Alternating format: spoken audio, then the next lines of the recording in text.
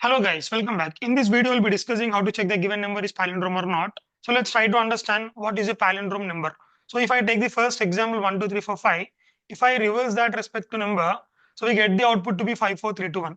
If both the given input as well as the output number both are same after reverse, so then we can say it is a palindrome. But here 1, 2, 3, 4, 5, 5, 4, 3, 2, 1 are not same. So it's not a palindrome. But if I consider 1, 2, 2, 1, after you reverse 1, 2, 2, 1, you get the output to be 1, 2, 2, 1. Here both the given input as well as the reverse both are equal. So then we can say it is a palindrome. Similarly, 1, 2, 3 is not a palindrome.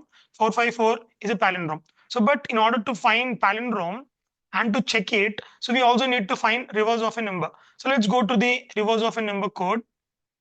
So if you haven't watched my reverse of a number video, I'm just adding it on the above right corner. So click on that I button as well as you can watch that video. Now let's try to understand it over here. So now at last you see we got the output to be 321. So like basically what we are supposed to check. So once the result 321 you got, you need to compare this result with the given number. So given number is 123. So but how could you compare this 123 and 321?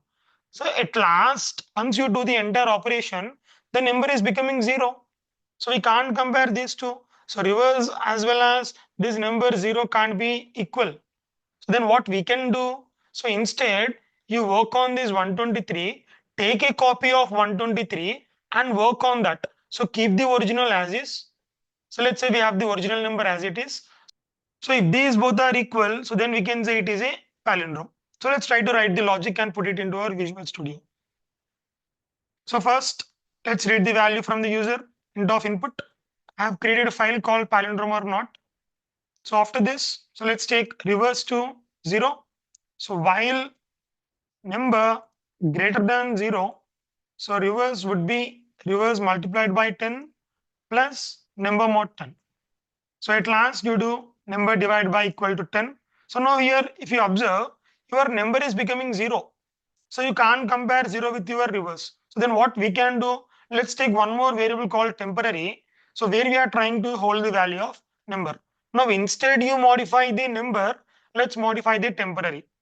So I'm just modifying this to temporary over here. And at last over here. So now temporary is becoming 0, but your number is still the same. So now compare if your reverse equal to your original number. So then what we can do, simply we would print the value to true. If not, we would print the value to false. So let's try to run this code and check.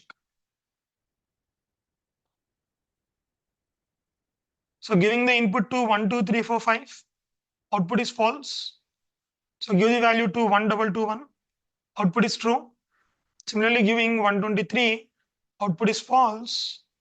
Similarly, giving the value 454. So output is true. So let's try to observe what is the time complexity of this program. So time complexity would be order of log base 10 of n.